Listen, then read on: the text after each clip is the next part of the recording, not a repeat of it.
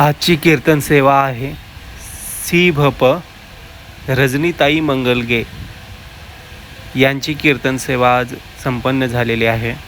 तरीही सर्व भक्तांनी चॅनलला सबस्क्राईब करून घ्यावं, जेणेकरून नवनवीन व्हिडिओ या चॅनलवर तुम्हाला भेटतील.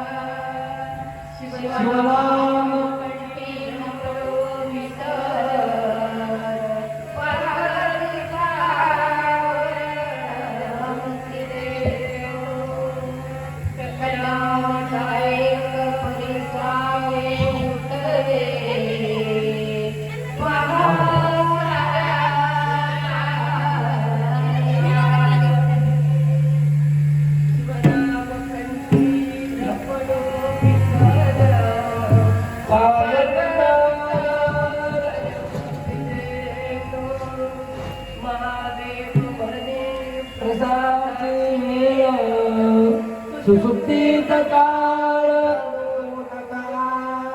शिवनाम कंठे लपलो विस्तल पार्वतीतावर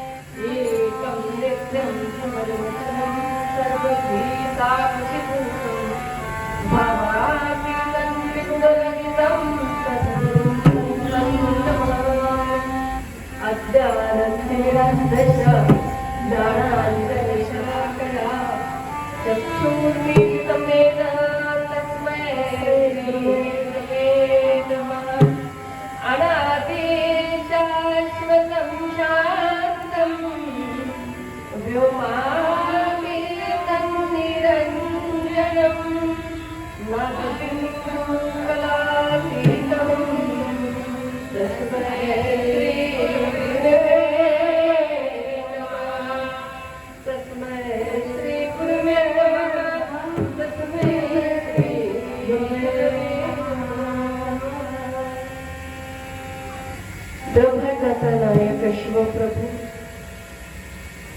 संत शिरोमणी मन्मथ मौली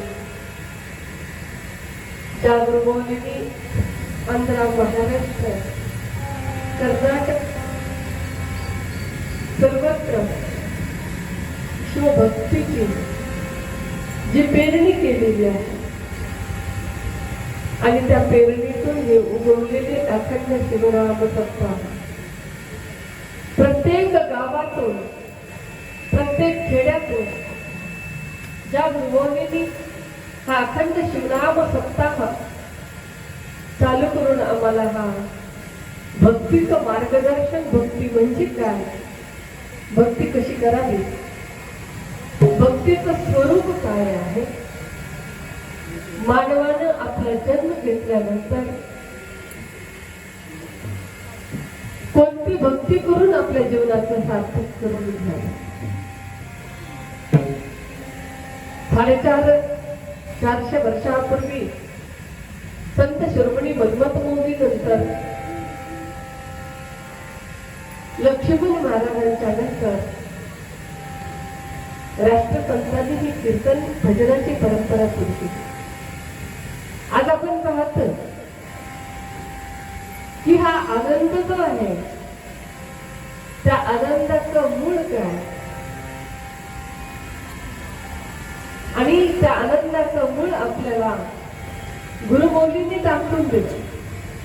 भक्ती आणि भजन. कारण या कलियुगामध्ये दुसरा जी भक्ती आहे ती साध्य होत नाही. माणसाचं मन स्थिर नाही आणि अशा या घोर कलियुगामध्ये जिथं मनाला शांतता नाही, स्थिरता नाही, मन स्थिर व्हावं, शांत व्हावं, या कारणास्तव ही भजन कीर्तनाची परंपरा राष्ट्रसंतांनी परत त्याचं पुनर्वसन केलं. पुन्हा आम्हाला या भक्तिपथामध्ये घालण्याचा त्यांच्यामध्ये खरं तर आपण पाहिलं तर ते एक जीवन म्हणजे ऋषितुल्य जीवन होते. त्यांच्यासारखं जीवन या कलियुगामध्ये आपल्याला पाहायला मिळणार नाही.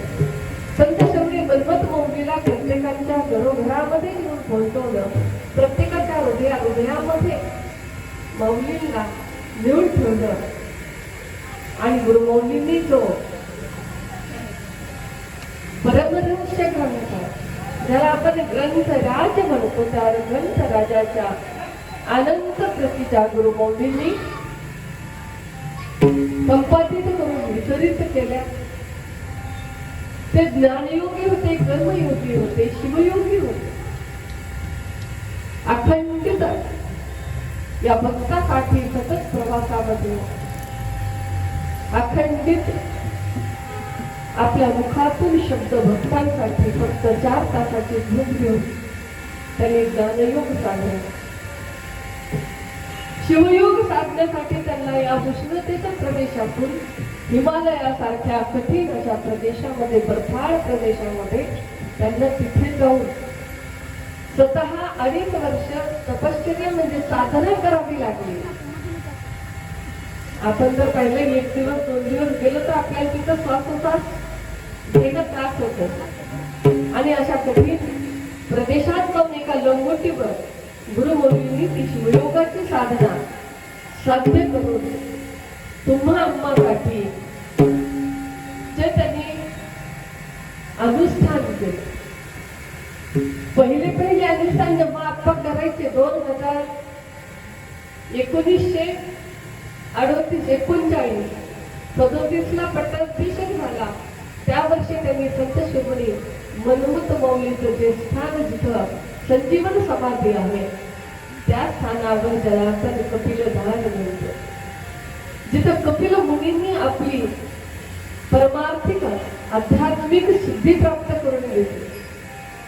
अनेक संत महात्म्यांचा जिथं वास होता, जे असं निर्जर स्थान आहे की तिथं वाघ नाग यासारखे लाडके कोल्हे, महिषासुरासारखे असे तिथे राहणारे जे होते नाग वाग बाबा दिनुतार, होते नाग वाग बाबा दिनुतार.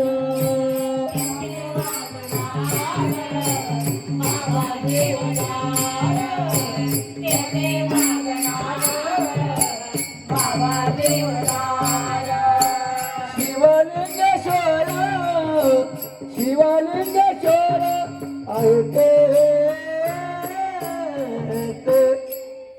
होते नागवाग बाबा दिनुतार, होते नागवाग बाबा दिनुतार, होते नागवाग बाबा दिनुतार. शिवलिंगेश्वर शिवलिंगेश्वर ऐके होते नागवाग होते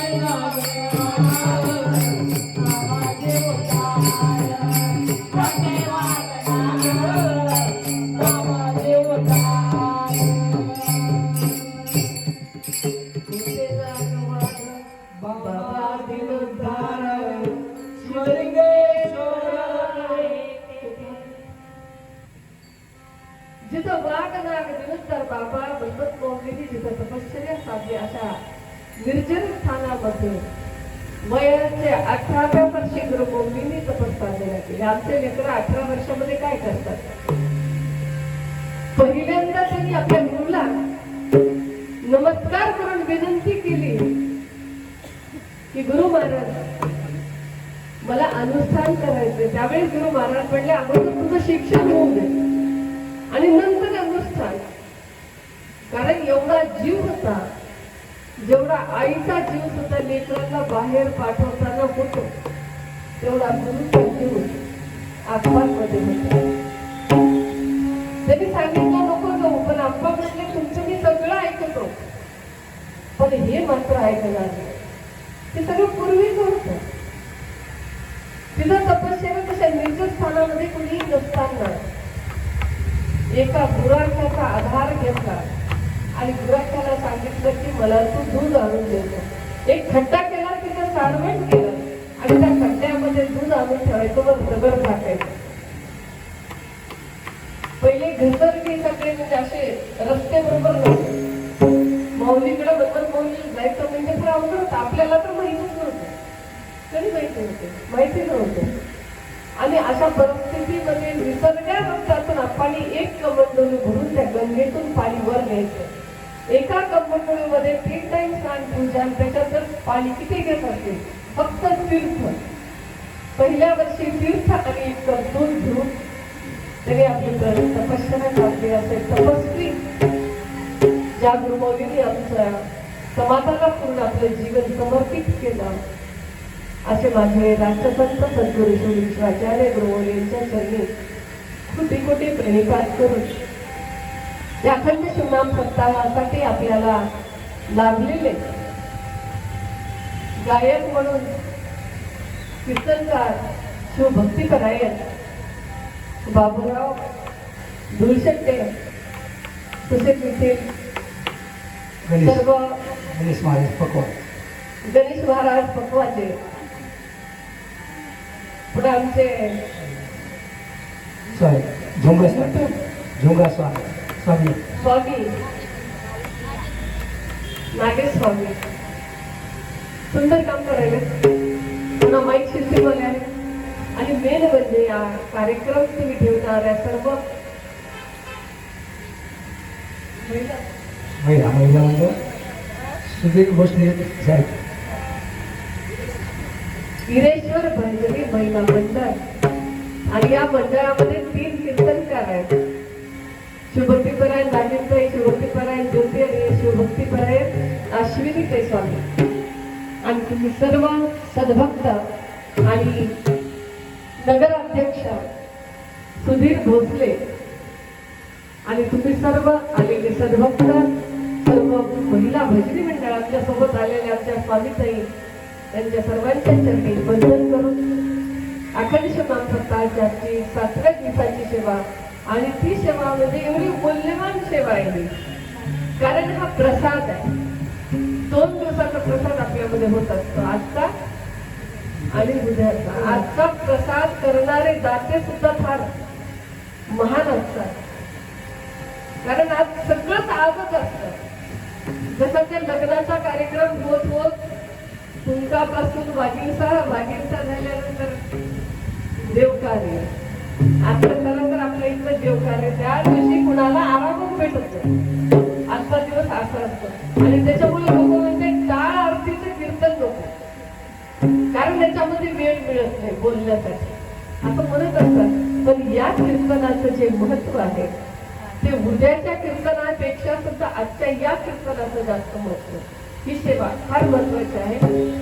पण आता या कीर्तनरूपी सेवेसाठी आपण आम्हाला बोलवलं त्याबद्दल आपल्या अगोदर आभार मानून या कीर्तनरूपी सेवेला सुरुवात करतो. शिवहार शिवहार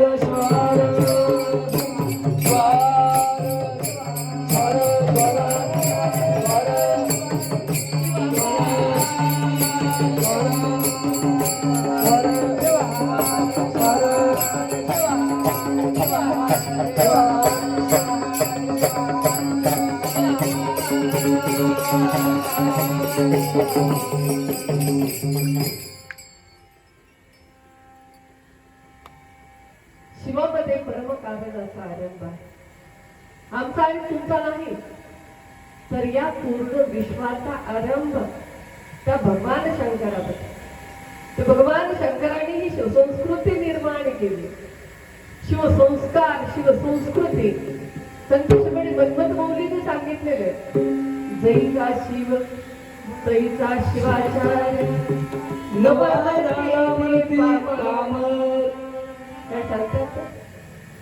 जेव्हा शिव आहे तेव्हा का हा शिवाचार्य. शिव केव्हा आहे, त्याला मायबाप आहेत का नाही, आपण पाहतो. ज्ञानाची उत्पत्ती तिथून आहे आणि एका तत्वावर हे विश्व जे निर्माण केलं ते भगवान शिवाने केलेले. ज्ञान कुठून निर्माण झाले आपल्याला माहिती. भगवान शिव आणि माता पार्वती कैलासामध्ये राहत होते. आपण शिवपुराण ऐकलेले, पण हा शिवपुराणामधला मुद्दा नाहीये. आणि एक वेळेस ऐकत असताना, राहत असताना कैलासामध्ये एक वेळेस भगवान शंकर ध्यानासाठी बाहेर गेले. ध्यानासाठी बाहेर गेल्यानंतर माता पार्वती एकट्या होत्या आणि नारद मुनी आले. नारद मुनीचं काय काम असते आपल्याला माहिती सगळ्यांना, नाही का? नारद मुनी काय करतात? नारदने हाताळले. नारद मुनीचं काम असतं भांडण लावून द्यायचं. तिथं गेल्यानंतर माता पार्वतीला नमस्कार करतात. भगवान कुठे गेले शंकर विचारल्यानंतर माता पार्वतीने सांगितलं ते ध्यानासाठी गेले. शिव शिव शिव शिव हे असं कसं म्हणले? देवादिदेव महादेव आणि ते कुणाचं ध्यान करतात? विचारल्यानंतर मला काय माहितीये म्हणे माता पार्वती. बघा बाबा देवी, मी चाललो. निघून गेले, कळ लावली आणि निघून गेले. निघून गेल्यानंतर माता पार्वतीला चैनच पडलं. जसं आपल्याला पडत नाही, थोडा उशीर झाला नवऱ्याला यायला, बाया बेचैन होतात कुठे गेले की. संशय वृत्ती असते आपली, पण संशय वृत्तीमुळं आपला संसार बिघडत असतो. माता पार्वती वाट पाहते भगवान शंकराची, परत कुठे गेली असती? आले भगवान शंकर, माता पार्वती बाहेर येत नाही. पहिली लोक काय करायचे? दारामध्ये आले की पाय धुवायला पाणी द्यायचे. बाहेरून लोक येणाऱ्यांना बाहेरच हातपाय तोंड धुवून मग नंतर घरामध्ये येण्यासाठी प्रवेश होता. नाहीतर कसं ते कोरोनासारखे आजार येतात. बाथरूम बाहेर होत्या, आता आपल्याला सगळं घरात आहे. आपल्या उशाला पाहिजे, आपल्या किचन मध्ये बाथरूमची व्यवस्था आहे. आता हे जे चालू आहे ते तसं आहे, पण पहिलं तसं नव्हतं. भगवान शंकर आले, दारात उभा राहिले आणि माता पार्वती पार्वती देवी देवी आवाज देत आहेत. पार्वती देवी काही आवाज देत नाही. आज असं कसं झालं, काहीतरी कामात असतील म्हणजे आपण याची वेळ झाली, चहा ठेवायला गेली असाल, मनात सोबत घेतली, चहा घेत असतील का नाही? असं का? भगवान शंकरांनी स्वतःच्या हाताने पाय धुतले, आज गेले. गेल्यानंतर बघितले माता पार्वती भिंतीकडे तोंड करून उभं राहिले. म्हणजे काय झालं? देवी चहा पाणी काहीच नाही म्हणे आम्हाला आज. म्हणल्यानंतर माता पार्वतीचं तोंड काही महादेवाकडे होत नाही. महादेव त्यांच्या समोर जातात. महादेव समोर गेले की माता पार्वतीने पुन्हा तोंड फिरवावं, तिकडे करावं. तिकडे गेले की महादेव त्यांच्या समोर चालले. झालं काय?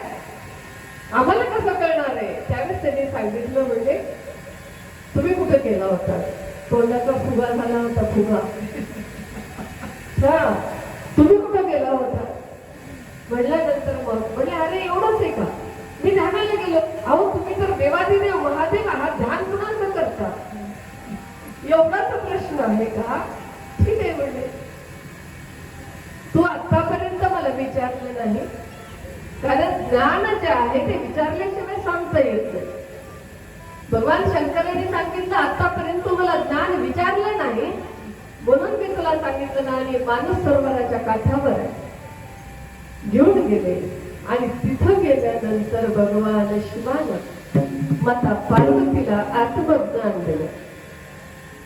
ज्या ज्ञानाची उत्सुकता आपल्याला आहे, ज्या सुखाची उत्सुकता आपल्याला सुद्धा असते, पण ते सुख जे आपल्याला कळत नाही ते सुख माता पार्वतीला भगवान शंकराने द्यायला सुरुवात केली. त्यावेळी त्याला ध्यान लागलं.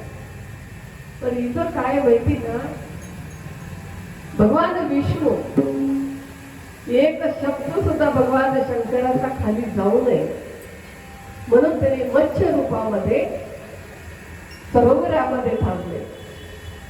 माता पार्वतीचा हुंकार थांबला.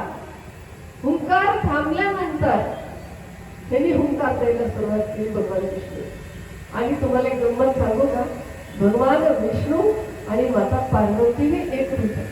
ते कसे, ज्यावेळेस भगवान विष्णूच्या वाम भागातून जन्म झाला, वाम भाग म्हणतात ना, भगवान विष्णूचा जन्म वाम भागातून झाला, ते शक्ती रूप आहे.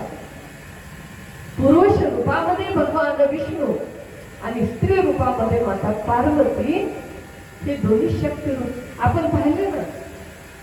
मोहिनीचं रूप कोणी घेतले, भगवान विष्णूनं, आणि तेही दोनदा घेतले, एकदा नाही. 2 वेळेस तरी मोहिनीचं रूप घेतलेले. दुसरे कोणत्या देवाने घेतलं नाही, ते शक्ती रूप आहे. ऐकलं सगळं. इकडं महादेवाला जाग आली, सांगता सांगता ज्ञान त्यांना सुद्धा तंद्री लागली होती. आणि पाहिलं माता पार्वतीला ध्यान लागले, तर हुंकार कोण ऐकते, त्यावेळेस त्यांनी प्रगट झाले भगवान विष्णू. अगोदर माफी मागितली, म्हणले हे ज्ञान वाया जाऊ नये म्हणून मी ते ऐकलं म्हणून सांगितलं. आणि मच्छिंद्र रूपामधून त्यांनी हे ज्ञानाचा प्रसार आदिनाथ गुरु सकळ सिद्धांचा मच्छिंद्र दयाचा मुख्य शिष्य. आणि ही ज्ञानाची परंपरा मच्छिंद्राने बोधन गौरक्षाची केला. गौरक्ष बोलला गणपती बहिणी प्रसादे निवृत्तीला ज्ञानदेव सार ज्ञानेश्वर मौलीपर्यंत ही ज्ञानाची परंपरा. आणि ते ज्ञानेश्वर मौलींनी ज्ञानेश्वरीतून ही ज्ञानाची परंपरा सांभाळली, राखली. इथून ही ज्ञानाची परंपरा कुठून आली, भगवान शिवापासून. जे तत्व, जे बीज, ज्याचा विकास, या सृष्टीचा विकास ज्या भगवान शंकरांनी केला, ते या ज्ञानाच्या मार्गातून त्यांचा विकास आहे. आणि हे ज्ञान आपल्याला कळावं म्हणून अशा अभंग असतात. महादेवप्रभूंचा फार सुंदर असा अभंग, मागणीवर अभंग आहे. काय अभंग, मागणीवर अभंग आहे. पण काय मागतात, काय मागावं हे आम्हाला कळायला पाहिजे. महादेवप्रभूंनी पहिल्या चरणामध्ये सांगितलं, सकळाशी मागणी सेवाची, सकळाशी मागणी सेवाची, सकळाशी मागणी सेवाची, सकळाशी मागणी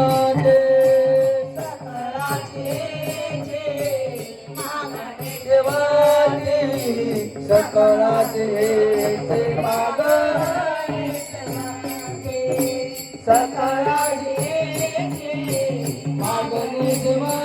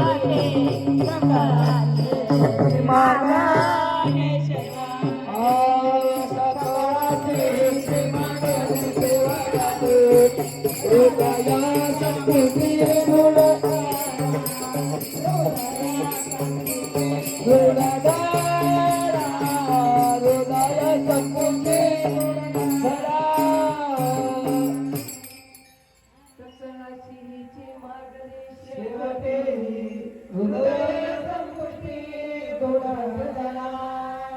पहिल्या चरणामध्ये महादेव सांगितलं.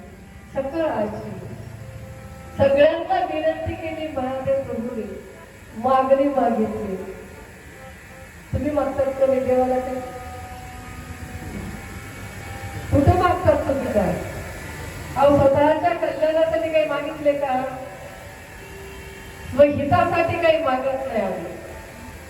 पण महादेव प्रभूंनी मात्र हितासाठी मागितलं. ते सकाळच्या म्हणजे सगळ्यांच्या. 6 दिवसापासून तुम्ही हा सप्ताह केला. आता 7वा दिवस उगवला. 7वा दिवस उगवले ना, है ना? मग आज 6 दिवसापासून तुम्ही काय ऐकलं? कीर्तन ऐकलं, प्रवचन ऐकले, पारायण केले. मनोहर स्वामी मौलीने सांगितलेले शब्द त्या पारायणातून तुम्ही काय नुसतं परायण होण्यासाठी पारायण आहे का? कशासाठी पारायण? परायण होण्यासाठी आहे का पुण्य लागा म्हणून आहे? पुण्य वाचनातून पुण्य मिळत नाही. महत्वाचं सांगते तुम्हाला. वाचन केलं म्हणजे पुण्य मिळत नाही. पोथी वाचली, नुसती पोथीची पूजा केली म्हणजे मिळत नाही. तिथं ज्ञानाची पूजा होते. परमहंस ग्रंथाची पूजा म्हणजे ज्ञानाची पूजा आहे. ते ज्ञान आमच्यामध्ये आलं पाहिजे, आमच्यामध्ये ते उतरलं पाहिजे. त्याच्यातले आचार, त्याच्यातले विचार जे मौलीने आम्हाला सांगितले ते अनमोल विचार आहेत.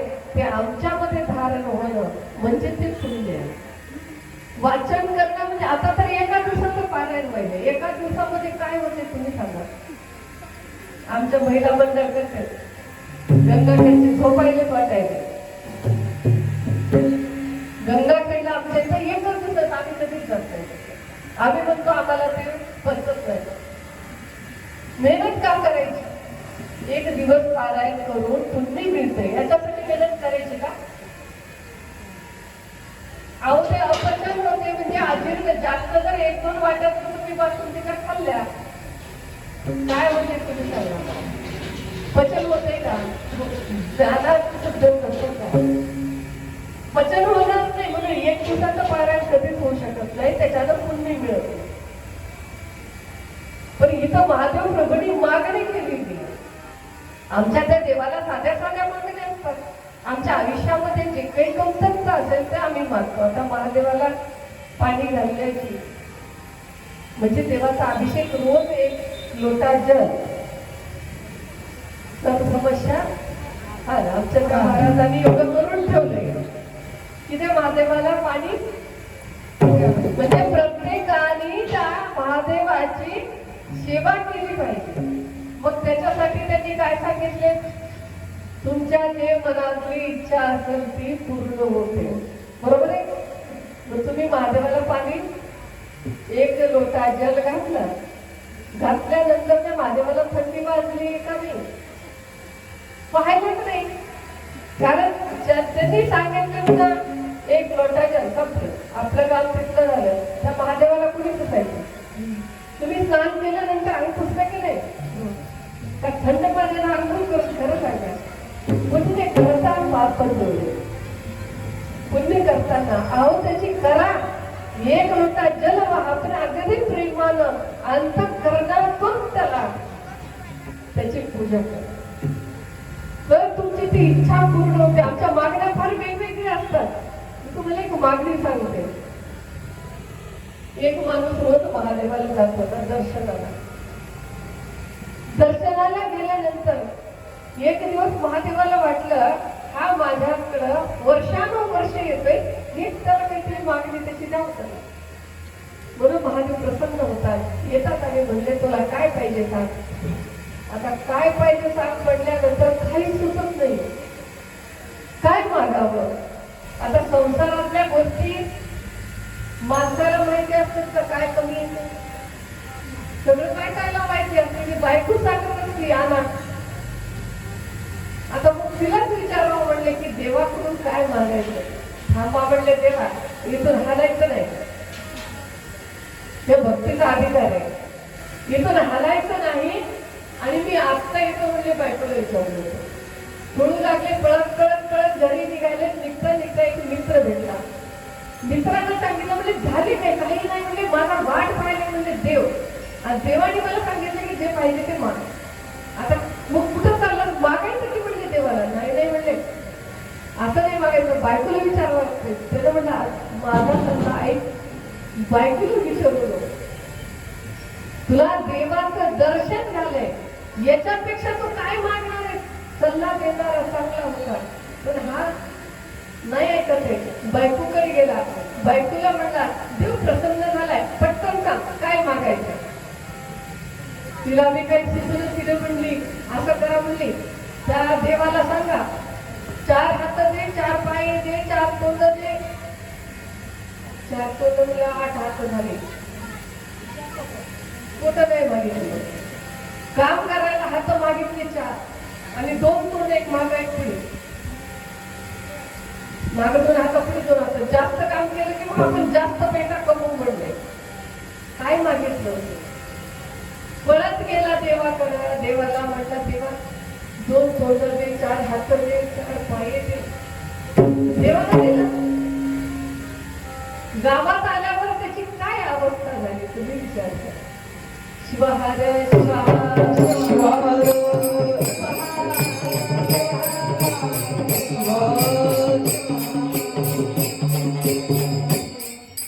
अशी गंमत आहे आमच्या मागण्याची. छोट्या छोट्या गोष्टीला आम्ही त्या देवाला नवसं म्हणून, मला मुलगा होऊ दे, मुलगा झाला तसं नोकरी लागू दे, नोकरी झाली तसं लग्न होऊ दे, पुन्हा त्याला मुलगा होऊ दे, नातू होऊ दे. आमचे जीवनभर मागण्याचा काही संपत नाही. पण महादेवप्रमाणे मागितलं काय सांगितलं? हृदयाचं मुकुटी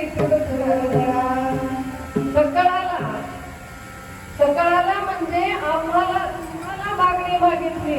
देव लागेची मागो, तुझ लागेची मागो, तुझ लागेची मागो, तुझ लागेची मागो.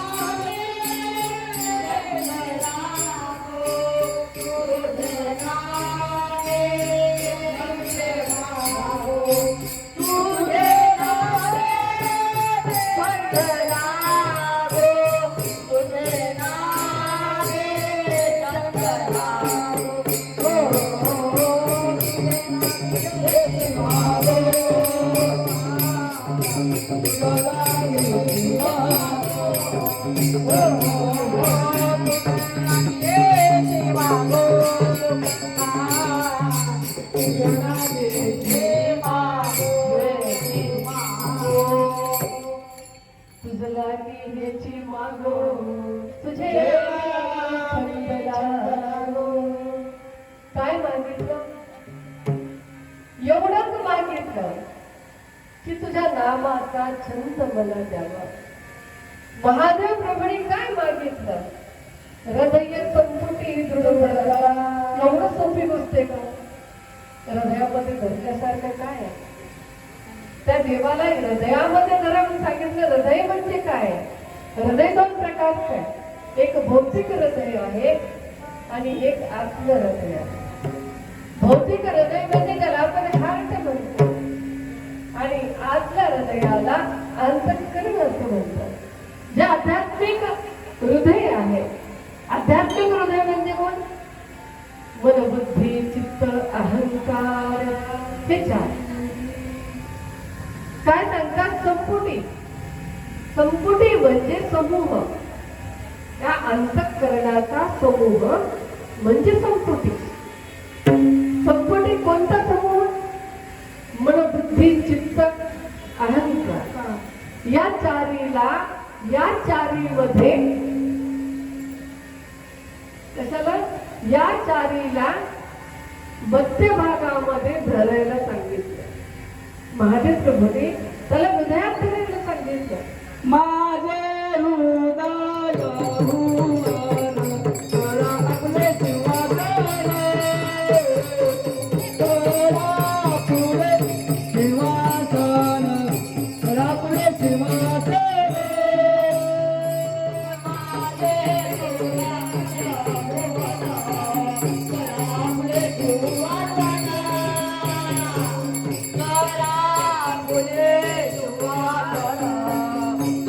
आपले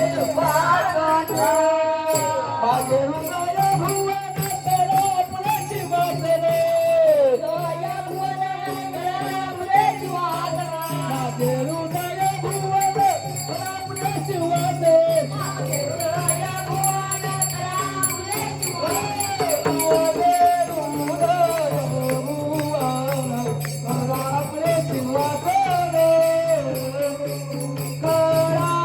पुढे शिवासन आपले शिवाचे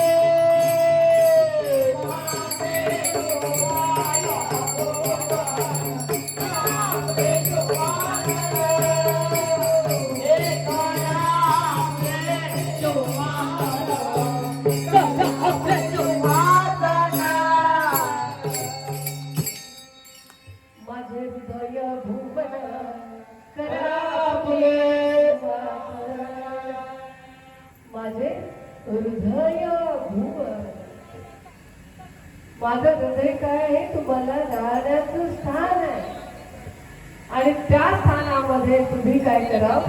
त्याला सिंहासन, माझ्या हृदयाला सिंहासन करा. आणि हृदय म्हणजे काय? मन, बुद्धी, चित्त, अहंकार जोडिले हे घोडे चार. हे चार घोडे. देह रथावरी बसवली स्वार, निघाला ईश्वर चिंतनाश. हा काय करतो? जीवन. तो भगवान शिव या देहरूपी रथावर बसून ईश्वर चिंतनाला निघाले देहरूपी रथावर. पण तिथं काय होते? मन, बुद्धी, चित्त आणि अहंकार हे जे आम्हाला त्या परमेश्वराने दिलेले जे बक्षीस आहे, ते बक्षीस आहे, ते आम्हाला काही सुधरू दिसते. त्याला घोडे म्हणतात. चंद महाराजांनी त्याला घोडे म्हणले. जोडी दिले हे घोडे चार. नुसता देह दिलाय का? नाही, त्याच्यासोबत हे चार दिले. आता या चारीला घेऊन आम्हाला तो परमार्थ करायचा आहे. त्याला हृदयामध्ये साठवायचे. कसं साठवावं? कसं साठवावं? मन कसं आहे आपलं? संकल्प विकल्प करणारं मन. हे खरं तर चार एकच आहे, पण यांचे व्यवहार वेगळे. मन, बुद्धी, चित्त, अहंकार हे एक असूनही यांचे व्यवहार वेगळे.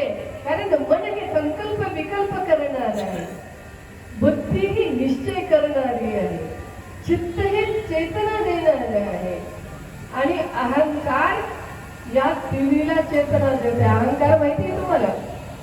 अहंकारापासून षडरूपीची निर्मिती आहे. काम, क्रोध, लोभ, मोह, दंभ हे पाच त्या एका अहंकारापासून निर्माण झाले. आणि म्हणून आधी अहंकाराला पकडले संतांनी. एकला अहंकार त्यागिता सर्वही त्यागिले तत्वता, मुळी हुळी वृक्ष उन्माळीता शाखा पल्लव गुणमहल. महावीर फार सुंदर सांगितलं. म्हणजे तुम्ही शेतामध्ये काम करत असताना गाजर गवत आलं तर ते गवत उपटून त्या धुऱ्यावर टाकावं लागतं. त्याचं बीज सुद्धा राहू नये म्हणून त्याला जाळावं लागतं. तसा आमच्यामध्ये अहंकार नव्हे तर त्या अहंकाराला ओळखण्याची शक्ती या भक्तीमध्ये आहे. अहंकारा दुस्तर, अहंकारा दुस्तर, अहंकारा दुस्तर, अहंकारा दुस्तरा, याचा पडू द्यावी सर, याचा पडू द्यावी सर, याचा पडू द्यावी सर, याचा पडू द्यावी सर. अहंकारा दुस्तर, अहंकारा दुस्तर, अहंकारा दुस्तर, अहंकारा दुस्तर, याचा पडू द्यावी सर, याचा पडू द्यावी सर, याचा पडू द्यावी सर, याचा पडू द्यावी सर. दुस्तर, अहंकारा दुस्तर, अहंकारा दुस्तर, अहंकारा दुस्तर, अहंकारा दुस्तर. अहंकार हा दुस्तर, याचा पडू द्यावी सर. काय सांगेल? अहंकाराचा विसर पडला पाहिजे. आपण कसं विसरावं अहंकाराला? मोठे मोठे संत महात्मे सांगायले, ग्रंथामधून आले की अहंकार काढला पाहिजे. मौलीने तर सांगितले की त्याला उपटून काढावं. मुळी हुडी जसं वृक्ष उन्मळतं तसं त्या अहंकाराला मुळीहून काढायचं. कीर्तनकार सांगते, प्रवचनकार सांगते, ग्रंथ सांगते. तर तुम्ही सांगा, जे सांगते त्यांचा तरी अहंकार केलाय का? खरं सांगा. कारण बघा ना, माझ्यासारखा गाणार, माझ्यासारखं कीर्तन, माझ्यासारखं रूप, माझ्यासारखं ज्ञान कोणाकडेच नाही. आहे का कोणाकडे? कोणच आहे का? इतकं म्हणजे तो आकार आपल्याला चिटकलेला. तर त्या ज्ञानातूनच हा अहंकार आपल्यापासून दूर जातो. पण त्याचं स्वरूप पाहावं लागतं. आणि आपल्याला कळत नाही का आपल्याला आलेला अहंकार? कळतंय ना. थोडासा मान दिला की त्याची जागृती होती लगेच. बघ, आपल्या आप्पाकडे पाहिलं तर कसं वाटत. कधीतरी अहंकार कुठंतरी दिसला का त्यांच्या कार्यक्रमाची स्तुती करा किंवा त्यांची कुठलीही तुम्ही स्तुती करा, पण आप्पांच्या मनावरचे किंवा चेहऱ्यावरचे भाव कधीच बिघडत नव्हते. तो अहंकार सगळ्यात मोठा. मन कसं आहे? मनाला अनेक उपमा दिल्या. कुणी माकड म्हणते, कुणी वढाई म्हणतं. मनाला अनेक उपमा दिल्या. मन वढाय वढाय, उद्या पिकाला ढोय, किती हाकल फिरून येतं पिकावर, पुन्हा ते पिकावर येतं आणि ते येणारच येतं. जसं ढोर कुंपण तोडून आतमध्ये जाते हिरवळ दिसल्याबरोबर मार खाते का नाही? मार खाते. तसं हे मन सुद्धा आहे, मरकटासारखं आहे. नंतर आम्हाला जे आमचे इंद्रिय आहेत त्या इंद्रियावर उड्या मारतात. या इंद्रियावरून त्या इंद्रियावर, त्या इंद्रियावरून या इंद्रियावर ते सतत उड्या मारत राहतं. म्हणून त्याला मरकट सुद्धा म्हणतात. पुढे म्हणतात, अहो त्या वाऱ्याची जी बोट बांधल्या जाते, वारा आपण फुग्यात ह्याच्या धरू शकतो, पण मनाला मात्र मोठ त्याची बांधल्या जात नाही. तो एक क्षण सुद्धा त्याला लागत नाही. आता इथं मुंबईला गप्पे पटकन जाऊन आला कमाल आहे. जगे आता भक्ती स्थळावर आप्पाचं दर्शन घ्या. किती वेळा केलं? एक क्षणभर सुद्धा आपल्याला तिथपर्यंत जायची गरज नाही. आणि त्याला म्हणून म्हणलेले, बिन ड्रायव्हरची गाडी, बिन पेट्रोलची गाडी, बिन डिझेलची गाडी म्हणजे ते मन. मग हे असं मन आहे, हे असं मन आहे, याच्यामध्ये त्याला धरायचं आहे. कोणाला? हृदय संपुटे दृढ धरा. त्या हृदयामध्ये ते ईश्वराला धरायचंय. मन असं आहे आणि चित्त बाहेर आहे. आमचं चित्त बाह्य चित्त आहे. आम्ही एखाद्या वेळेस भाजी बाहेरच्यावर ठेवतो गॅसवर, टीव्ही लावलेली असते, सिरियल चालू असतात आणि ते सिरियल बघता बघता भाजीची आठवण राहत नाही. माणसाला गुडघे दुखायला, बायाला गुडघे दुखायला, हे सुद्धा ते टीव्ही पुढे सगळं विसरून जात. एकदम त्या टीव्हीकडे बघत जात. तिकडून सासूबाई बाहेर महादेवाला गेलेली असते. महादेव येते. दारात आल्याबरोबर त्या भाजीचा करपलेला वास येतो. आल्याबरोबर सुनबाईला म्हणते, अगं तुझं चित्त कुठे आहे? म्हणते की तसं आपलं हे चित्त आहे की जे बाहेर असतं. मग ते चित्त त्या ईश्वरावर लावायचे आपलं. ते चित्त तिथं लावल्याशिवाय मात्र, कारण परिते हृदय भरले घनदाट, षडरिपू अनाथ वसती तेथे. अहो हृदयामध्ये त्याला साठवावं. पण हे षडरिपू आहेत ना, ते बाहेर कसे निघतील? ते निघत नाही. त्याच्यासाठी विवेक करावा लागतो. काम पाहिजे, क्रोध पाहिजे, लोभ पाहिजे, मोह पाहिजे, नाहीतर तुम्ही निष्क्रिय होणार. हे सगळं पाहिजे, फक्त त्याच्यामध्ये काय पाहिजे तर विवेक पाहिजे. ते विवेक आल्यानंतर ज्यावेळेस आम्हाला ज्ञान होतं, कोणतं ज्ञान आम्हाला पाहिजे ते दुसऱ्या चरणामध्ये सांगतात. शिवनाम कंठी न पडो शिवनाम कंठी, न पडो विचार.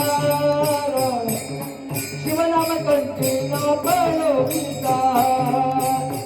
शिवनाम कंठी न पडो विचार. शिवनाम कंठी न पडो विचार. शिवनाम कंठी न पडो विचार. शिवनाम कंठी न पडो विचार.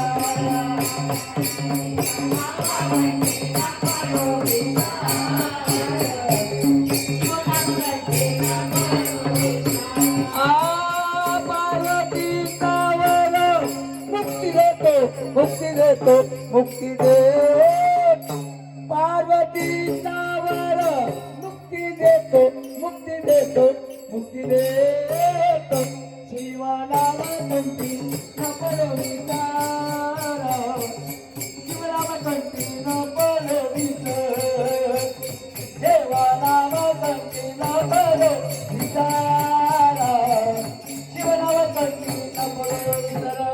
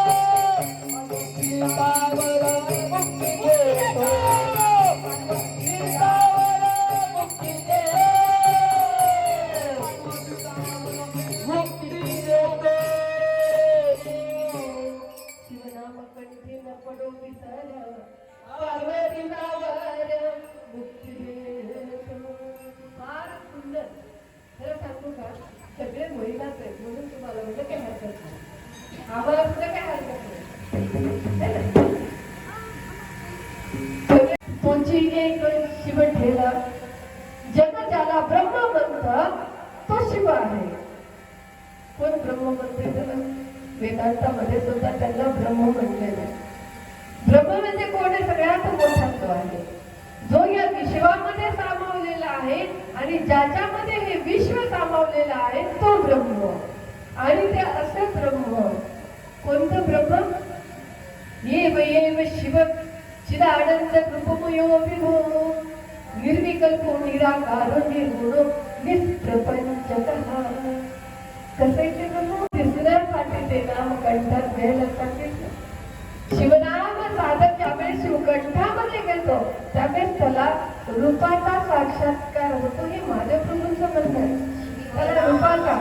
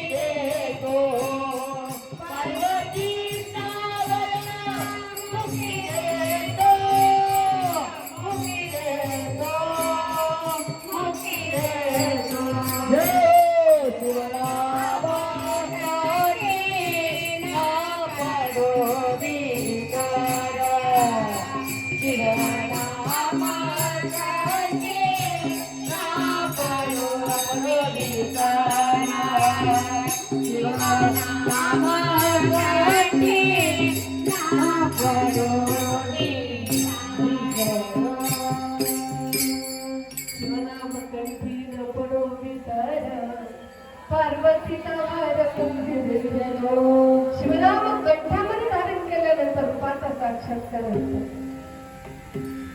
आणि कंठ म्हणजे कशाला म्हणतात?